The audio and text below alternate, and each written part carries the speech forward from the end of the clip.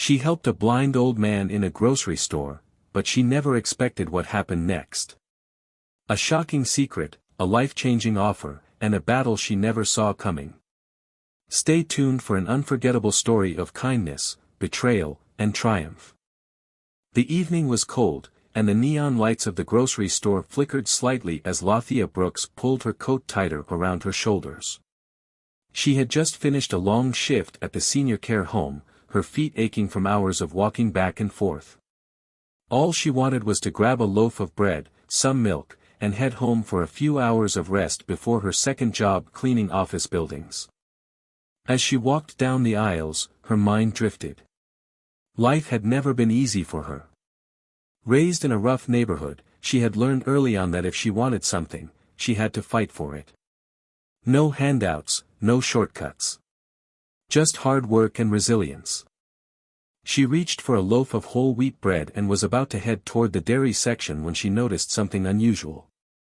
An elderly man stood motionless near the canned goods aisle, his hand hovering uncertainly over the shelves. His fingers brushed against a few cans, but he didn't seem to be able to grab what he needed. Lathia hesitated for a moment. She was exhausted. She had places to be, a short window of rest before another shift. But something about the way the old man stood there, lost and unsure, struck a chord in her.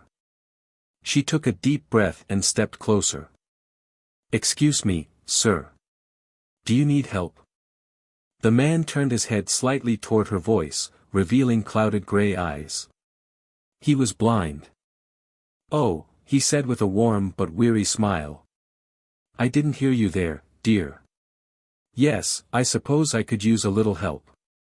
I was looking for a bag of flour and some milk, but I seem to have lost my way." Lathia felt a pang of sympathy. She had seen elderly people struggle before, but there was something different about this man. He was alone. No family around to assist him, no caretaker guiding him. "Of course," she said, her voice softening. "I'll take you to the right aisle." Carefully, she took his arm and led him toward the baking section.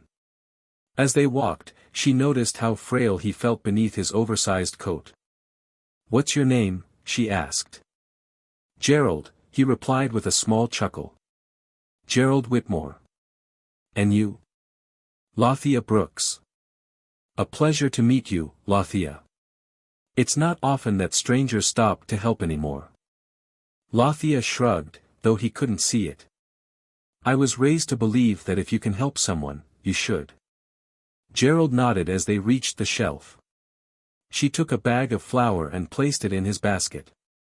Then, she guided him to the refrigerated section for the milk. "Do you live nearby?" she asked, curious about his situation. Gerald hesitated before answering. "Not far. I manage on my own, for the most part." Lathia could hear the weight in his voice. He was proud, independent, but struggling. When they reached the checkout line, she stayed with him until he finished paying. Then, without a second thought, she grabbed his bags. "I'll walk you out," she said. Gerald looked surprised but smiled. "You're too kind, my dear."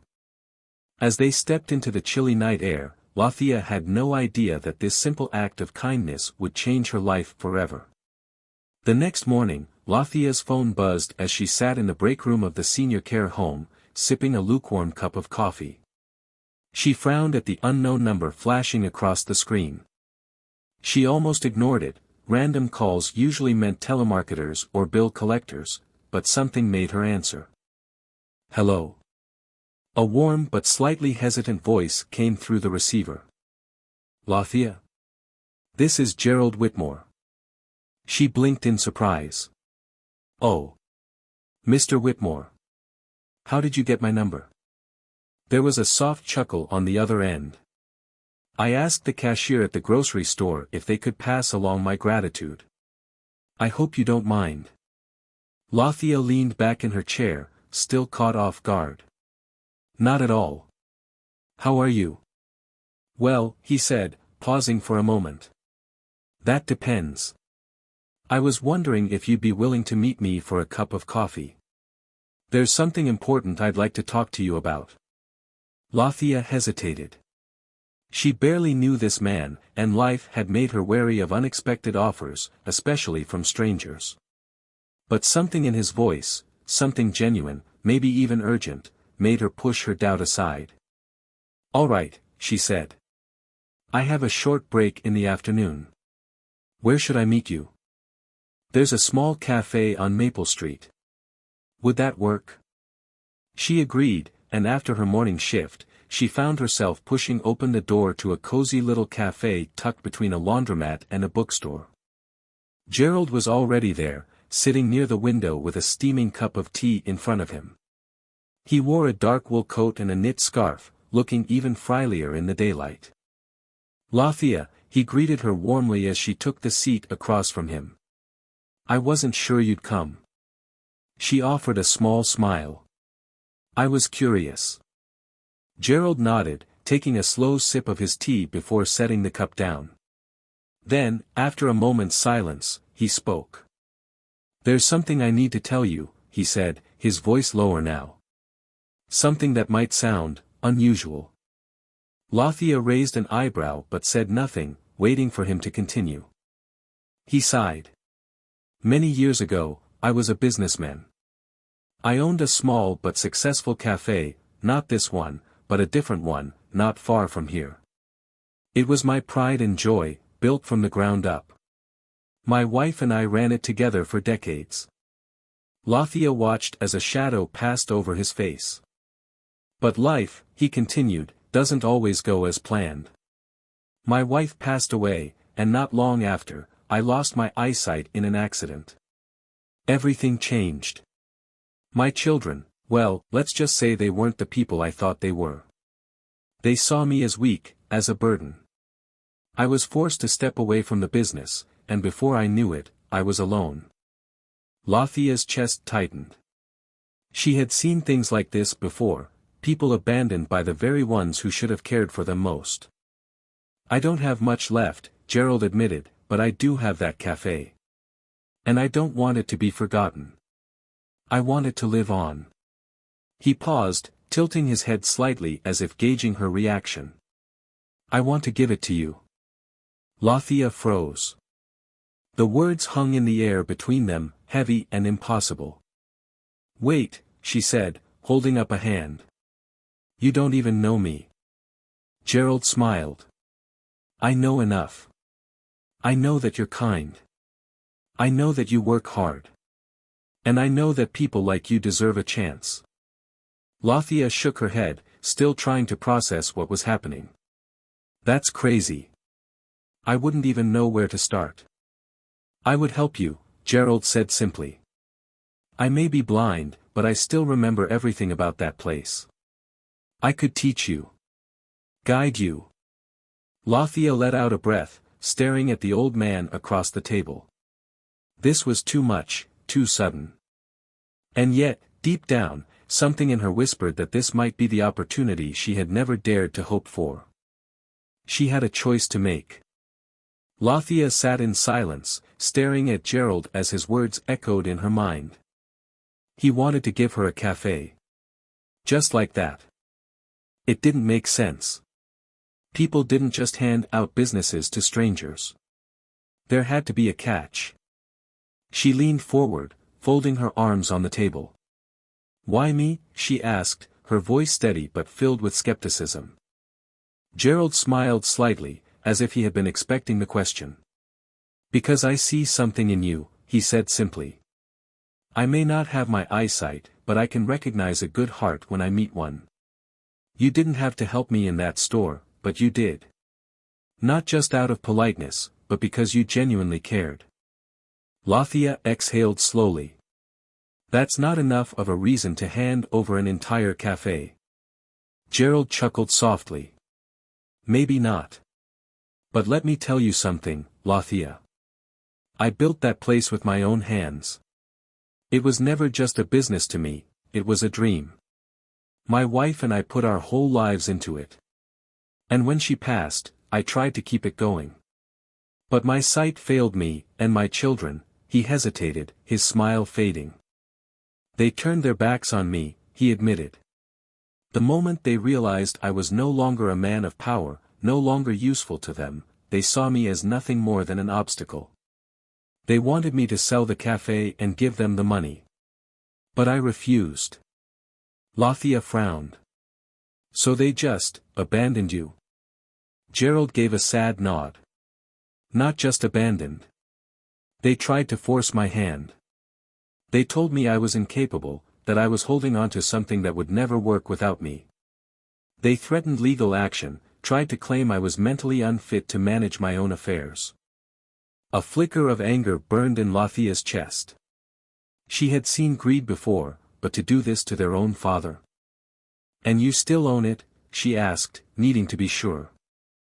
Gerald straightened slightly. I do. But I can't run it, not alone. And I won't let my children take it just so they can strip it apart for a quick payout. I need someone I can trust. Someone who will care for it like I did. Lathia looked down at her hands. This was too much. A complete shift in her life. She had worked hard her entire existence just to keep her head above water, 2 jobs, barely making ends meet, never thinking she would have an opportunity for more. And now, an old man she had met just a day ago was offering her something life-changing. I don't know the first thing about running a cafe, she admitted. Gerald chuckled again. I didn't either when I started. But I learned. And I can teach you. That is, if you want it. Lathia pressed her lips together. A part of her wanted to run, to call this what it probably was, a fantasy, a trick, something that would surely collapse if she let herself believe in it. But then another part of her, the part that had always dreamed of more, whispered, what if? She thought about all the times she had sacrificed her own ambitions just to survive. How many nights had she come home exhausted, wishing she had something of her own, something she could build instead of just working herself to the bone for someone else. She met Gerald's blind eyes. He couldn't see her, but somehow, he seemed to be looking right into her soul. She took a deep breath. What would I have to do? She asked. Gerald's face lit up with a warm smile. Come with me tomorrow, he said. See it for yourself. And then, you can decide if you're ready for something bigger. Lathia exhaled, her heart pounding. This could be the start of something she never saw coming. The next morning, Lathia stood outside an old brick building with a faded wooden sign above the door. The words, Whitmore's Cafe, were still visible, though time had worn the paint and dulled the letters. The large windows were covered in dust, and the metal, closed, sign hung crookedly on the front door. She turned to Gerald, who stood beside her, leaning slightly on his cane. His sightless eyes were turned toward the building, as if he could still see it in his mind just as it used to be. It doesn't look like much now, he admitted, sensing her hesitation. But this place, it used to be full of life. Lathia stared at the worn-down cafe, doubt creeping in. She had expected something in better condition, something easier to revive. This place looked abandoned, forgotten. Are you sure about this? She asked, crossing her arms. It looks like it's been closed for years. Gerald let out a soft chuckle. 2 years, to be exact. After I lost my sight, I tried to keep it going, but my kids, well, they convinced me it was impossible. They wanted me to sell it, but I refused. So I locked the doors and held on to it, hoping that one day, someone would come along who could breathe life back into it. Lathia bit her lip. This was more than just an offer, it was a test. If she said yes, she wouldn't just be inheriting a business, she'd be taking on a broken dream, one that had been abandoned by the very family who should have protected it. She hesitated only a moment longer before stepping forward and pushing open the door. A faint chime sounded from above as she stepped inside, followed by a rush of stale air. Dust clung to every surface, the wooden counter, the round tables, the leather booths tucked into the corners. A faint smell of old coffee lingered, mixing with the scent of forgotten memories. Gerald followed her in, his cane tapping softly against the wooden floor. Tell me what you see, he said quietly. Lathia swallowed and turned in a slow circle. It's not as bad as I thought, she admitted. It's dusty, and it needs a deep cleaning, but everything is still here. The tables, the chairs, even the menu board. She ran her fingers across the chalkboard behind the counter. Faint traces of old menu items were still visible beneath the dust. She turned toward Gerald. Why didn't you ever try to sell it to someone else? His lips pressed together, his expression unreadable. Because I didn't want just anyone to have it. This place meant everything to me and my wife. It was never just about making money, it was about community, about creating a space where people could feel at home. I wasn't willing to hand it over to someone who would turn it into another soulless business. Lathia looked around again, this time seeing the cafe through Gerald's eyes. She could almost imagine what it must have been like, customers sipping coffee as they chatted, the sound of the espresso machine humming behind the counter, the warmth of fresh pastries filling the air. She glanced back at Gerald, who stood patiently, waiting for her decision. This won't be easy, she said finally. It'll take a lot of work to get this place running again. Gerald smiled, as if he had known all along what her answer would be. Nothing worth having ever comes easy, he said. But I believe in you, Lathia. And if you're willing to take this journey, I'll be with you every step of the way. She let out a slow breath. For the first time in a long time, she felt something unfamiliar stirring inside her. Hope. She turned back to the cafe, running her fingers along the countertop, and made her decision. All right, she said, her voice steady. Let's bring this place back to life. The next few weeks were grueling. Lathia threw herself into restoring Whitmore's cafe with everything she had. Every day after her shifts at the senior care home, she came straight to the cafe, rolling up her sleeves and scrubbing years of dust and neglect from every surface. The floors needed polishing, the countertops had to be sanded down, and the kitchen, well, that was another battle entirely. Old appliances had to be repaired or replaced, the walls needed a fresh coat of paint, and every single dish, mug, and utensil had to be washed thoroughly. She didn't do it alone. Gerald, despite his blindness, was always there. He sat in his usual spot near the counter, listening to her every move, guiding her when she felt overwhelmed. His memory of the cafe was so precise that he could describe exactly where everything should go, where the coffee beans were stored, where the best place was to set up a new pastry display, even which tables had the best sunlight during the morning rush.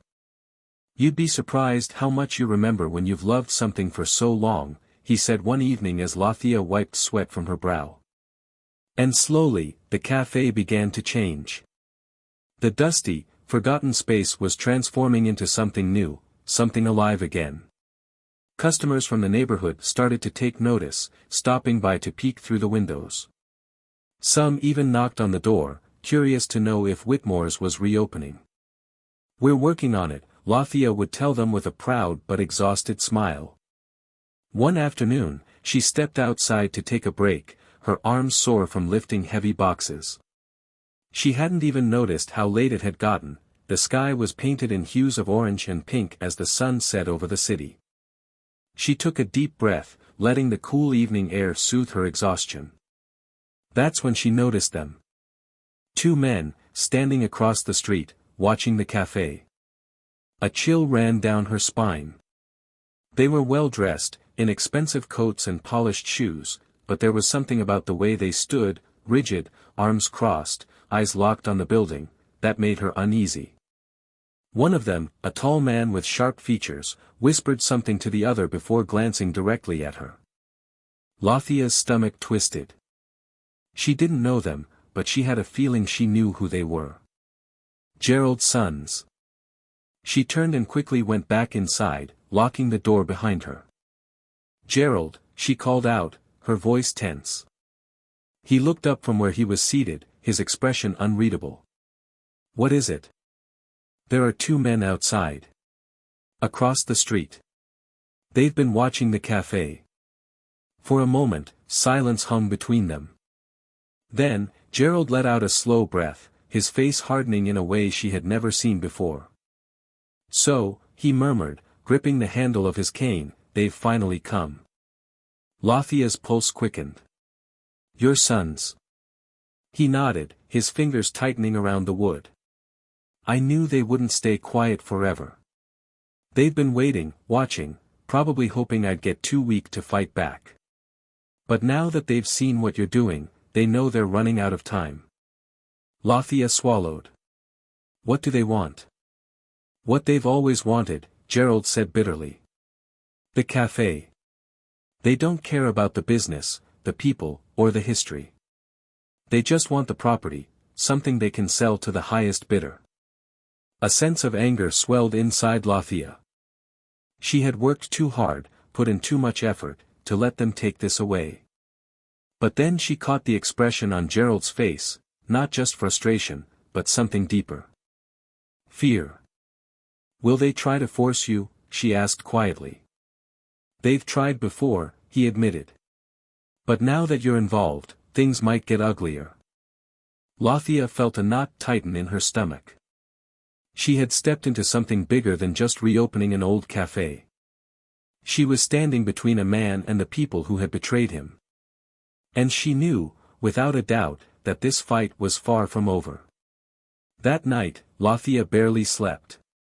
Every time she closed her eyes, she saw the two men standing across the street, watching, waiting. By morning, she had made up her mind. If Gerald's sons thought they could intimidate her, they were wrong.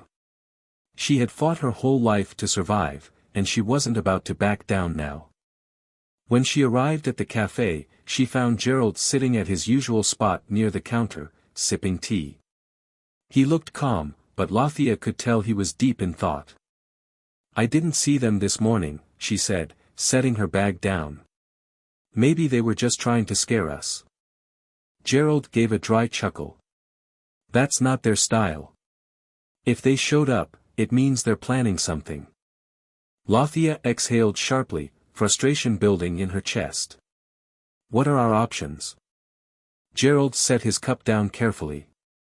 Legally, the cafe belongs to me. They can't take it unless I sign it over to them. But they've been trying for years to prove I'm incompetent, that I can't handle my own affairs. If they think they have enough evidence, they could take me to court and try to get control. Lathia's jaw clenched. That's ridiculous. You're perfectly capable of making your own decisions. That's not how they see it, Gerald said. They think being blind makes me weak. Lathia shook her head in disgust. She had seen greed before, but this was different. This wasn't just about money, this was about power, about people who thought they could take whatever they wanted just because they felt entitled to it. Before she could say anything else, a loud knock echoed through the cafe. Lathia and Gerald exchanged a look. I'll get it, she said, striding toward the door. She unlocked it and pulled it open, only to find herself face to face with one of the men from the night before. He was tall, his features sharp, his dark coat neatly pressed. He looked like a man used to getting his way.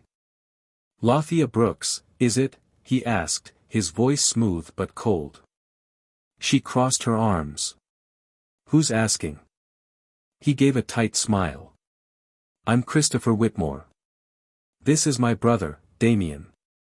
The second man, slightly shorter but no less imposing, stepped up beside him, his expression unreadable. We need to speak with our father, Christopher continued. Alone. Lathia didn't move. Anything you have to say to him, you can say in front of me. Christopher's smile faltered, and his jaw tightened. This doesn't concern you. The hell it doesn't, she shot back. I've been the one taking care of this place, cleaning up after the mess you left behind. Damien scoffed. Cleaning up? That place should have been sold years ago. It's worthless. Then why are you here? She challenged. That made them pause. Christopher sighed, rubbing his temple as if she were nothing more than an annoyance. Look, we don't want trouble. But this place, this property, should belong to us. Not some woman our father barely knows. It doesn't belong to me, Lathia said coolly. It belongs to him. Christopher's expression darkened. Not for long. Lathia felt a spark of anger rise in her chest. You really think you can bully him into giving it up? Damien stepped forward, lowering his voice. Listen, lady. You don't know our family. You don't know what's best for him. This cafe is nothing but a burden. He can't run it, and neither can you. Lathia held her ground. Then why don't you let him decide? Christopher exhaled sharply, clearly losing patience. We were trying to be civil. But if you don't step aside, we'll go to court. We'll prove he's unfit to handle his own business. And when we do, this place will be ours, whether you like it or not. Lathia's hands curled into fists, but before she could respond, a voice came from behind her. You always did like to play dirty, Christopher. She turned to see Gerald standing in the doorway, his face unreadable. His son straightened, clearly caught off guard. Dad, Christopher said, schooling his expression into something more neutral. We're just trying to help. Help? Gerald scoffed. You were never interested in helping. If you were, you would have been here when I needed you. Christopher's jaw tightened, but he said nothing. Gerald took a slow step forward. I may be blind, but I'm not a fool. I know exactly why you're here. And let me be clear, I will never, under any circumstances, sign this cafe over to you. Damien clenched his jaw. You don't know what you're doing. No, Gerald said firmly. I know exactly what I'm doing. And so does Lathia. He turned his head slightly toward her. She's done more for this cafe in the last few weeks than either of you did in your entire lives. Christopher's nostrils flared. Then you leave us no choice. He pulled a folder from inside his coat and held it up. We're filing a petition for guardianship. We'll see you in court. Gerald didn't flinch. Then I'll see you there. Christopher's mouth pressed into a thin line. He tucked the folder back into his coat and nodded to Damien. Without another word, they turned and walked away. Lathia watched as they disappeared down the street, a storm of emotions swirling inside her. When she turned back to Gerald, she expected him to look angry, shaken. Instead, he looked determined. Well, he said, exhaling. That went about how I expected. Lathia shook her head. They're really willing to go that far? Gerald gave a sad smile. Greed makes people do desperate things. Lathia swallowed hard. They had a fight ahead of them. And she wasn't going to let them lose. The days that followed were tense. Gerald's sons had wasted no time. They had officially filed a petition with the court, claiming that their father was no longer capable of handling his own affairs.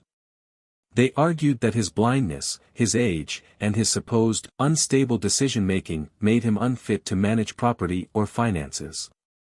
Lathia had seen a lot in her life, but this level of greed still shocked her. She sat with Gerald in the cafe late one evening, a stack of legal documents spread out between them. A lawyer named Ethan Caldwell, an old friend of Gerald's, had agreed to represent them pro bono. But even with legal help, the case wasn't going to be easy. They'll use every trick in the book, Ethan warned, flipping through the documents. They'll bring in doctors to claim Gerald is mentally declining. They'll say he's being manipulated, probably by you, Lathia. They'll paint you as someone taking advantage of a vulnerable man. Lathia's stomach twisted. That's ridiculous. Ethan gave her a tired but knowing look. Doesn't matter. The court won't just dismiss their claims. We need to prove that Gerald is of sound mind and that he's fully capable of making decisions about his own property. Gerald sat with his hands folded on the table, his expression unreadable. Then that's exactly what we'll do. Lathia leaned back, exhaling. How long do we have? The hearing is in 2 weeks, Ethan said. That's not much time to prepare, but I've already started gathering evidence. We'll get medical records showing that Gerald has no cognitive issues. We'll bring in witnesses, neighbors, friends, anyone who can testify that he's fully competent. Gerald nodded. And what about the cafe?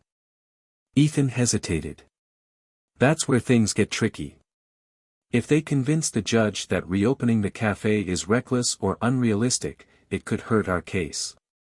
We need to show that not only is Gerald capable of managing his own affairs, but that his decision to entrust the cafe to Lathia is a sound one. Lathia straightened. So, what if we prove that the cafe is viable? That it's not some pipe dream, but an actual business that can succeed? Ethan raised an eyebrow. How? Lathia glanced around the cafe, at all the work they had already put into it. We finish what we started, she said. We open the cafe, before the hearing. We show the judge, and everyone else, that this place isn't some old man's fantasy. It's real. It's running. And it's worth saving. Ethan looked skeptical. That's a big risk. Gerald, however, smiled. It's also a brilliant idea. Lathia met his gaze. We can do this. The fire in his expression was enough to push away any doubt. Then let's get to work, Gerald said. The next 2 weeks were a blur. Lathia barely had time to breathe between her regular job and preparing the cafe for opening. She worked late into the night, scrubbing, organizing, and restocking. Gerald helped in every way he could, instructing her from memory on how to set up the kitchen, where to place the tables, how to arrange the front display. Word spread fast in the neighborhood. People who had once been regulars stopped by, excited at the thought of Whitmore's cafe reopening. Some even volunteered to help, former customers, old employees, and locals who remembered what the place had meant to the community. By the time the opening day arrived, the cafe looked completely transformed. The wooden floors gleamed, the scent of fresh coffee filled the air, and the chalkboard menu displayed a new list of items, some from Gerald's old recipes, some of Lathia's own creation. They opened the doors at sunrise. And people came. Customers trickled in, curious at first, then excited. The first coffee was sold within minutes, followed by a fresh pastry. Then another. And another. Soon, the cafe was bustling with life, the sound of conversation and laughter filling the space. Lathia worked behind the counter, preparing drinks, greeting customers, and making sure everything ran smoothly. Gerald sat in his usual spot near the window, listening, smiling.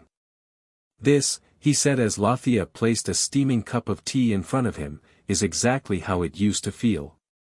Lathia grinned. It's just the beginning.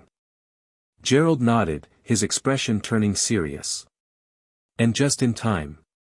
The hearing is tomorrow. Lathia's smile faded slightly. They had made it this far, but the biggest battle was still ahead. She glanced around the cafe, at everything they had built, everything they had fought for. She wasn't going to let Gerald's sons take it away. Not now. Not ever. The day of the hearing arrived faster than Lathia expected. She stood outside the courthouse, smoothing down her blazer, her heart pounding in her chest.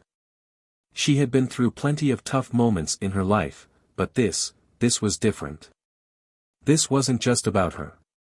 This was about Gerald, the cafe, everything they had fought for. Beside her, Gerald stood tall, dressed in a crisp suit, his cane resting in one hand. Though he couldn't see the towering courthouse before them, he looked as composed as ever. "You ready for this?" she asked, exhaling slowly. He gave her a small smile. "I was born ready."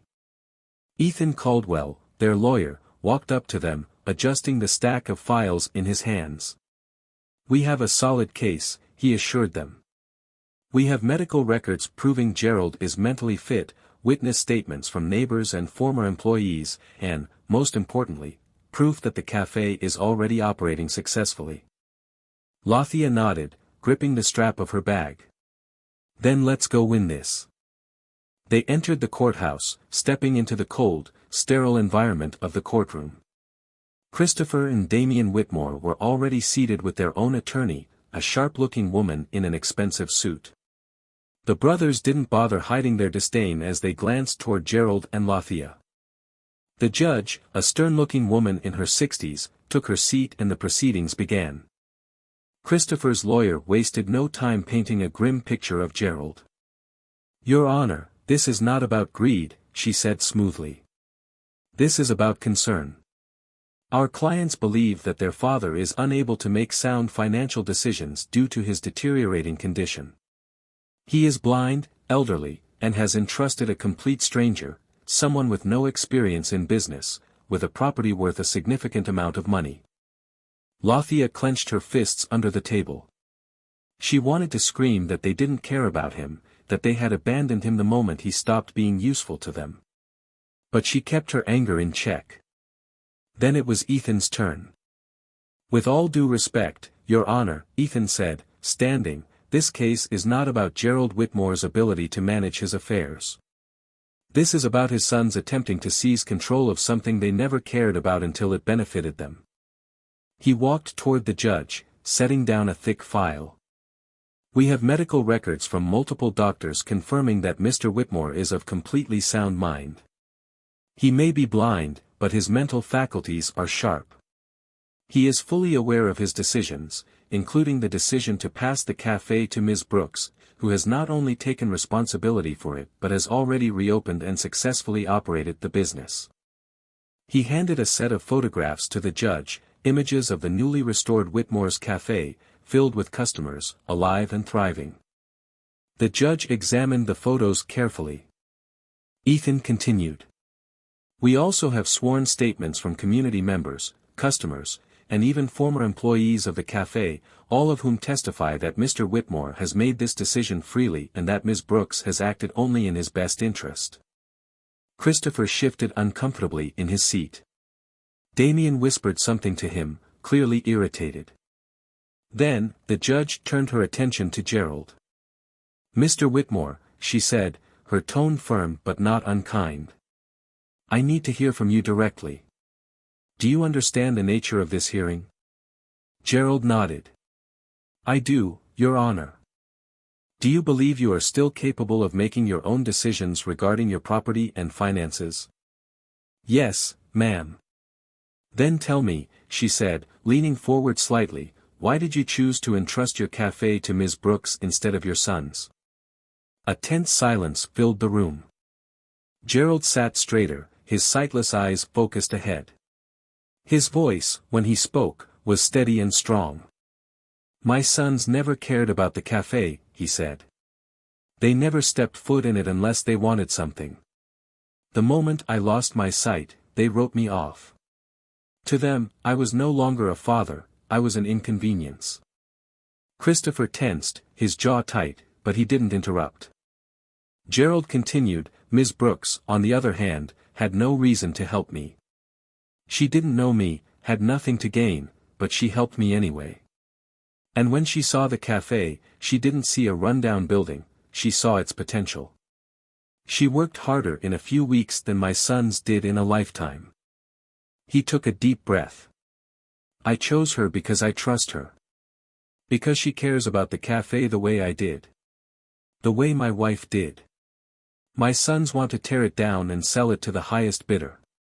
Ms. Brooks wants to build it back up." His words hung in the air. The judge studied him for a long moment before turning to Christopher and Damian. "Do either of you have any actual evidence that your father is unfit to manage his affairs?" Christopher hesitated. His lawyer leaned in, whispering something to him, but he shook his head slightly. Damian looked away, jaw clenched. "No, Your Honor," Christopher finally muttered. The judge nodded. "In that case, I see no reason to grant this petition. Mr. Whitmore is of sound mind and fully capable of making his own decisions. This case is dismissed." Lathia's heart nearly burst with relief. Gerald exhaled slowly, as if the weight of years had just lifted off his shoulders. Christopher and Damien stood, their faces dark with frustration. Christopher shot Lathia a final glare before storming out of the courtroom. Damien followed without another word. Lathia turned to Gerald, a wide grin spreading across her face. "We did it." Gerald nodded, a small smile touching his lips.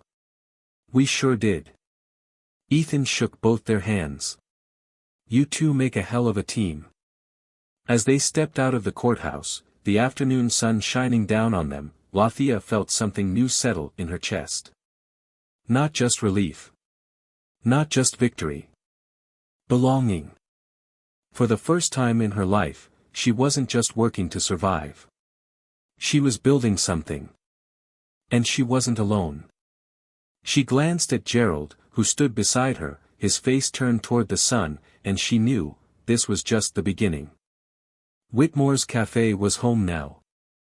And nothing was ever going to take it away from them again. This story is about more than just a cafe, it's about resilience, loyalty, and the power of true kindness. Lathia and Gerald came from different worlds, but their bond was built on something deeper than blood, mutual respect, trust, and the courage to stand up for what's right. At its core, this is a story of redemption and second chances. Gerald, once abandoned and dismissed by his own family, found someone who valued him not for his wealth or legacy, but for who he was. Lathia, who had spent her life working just to survive, was finally given an opportunity not just to work for someone else, but to build something of her own. The battle with Gerald's sons was more than a legal fight, it was a fight against greed, entitlement, and the idea that only those with power deserve to win. Lathia didn't just help Gerald reclaim his dignity, she proved that hard work, integrity, and heart matter more than money or privilege. The ending is a triumph, but it's not the end of their journey. Whitmore's cafe represents hope, proof that people can rebuild, that dreams don't die just because life gets hard. This story is a reminder that sometimes, family isn't about blood, it's about the people who stand by you when it matters most.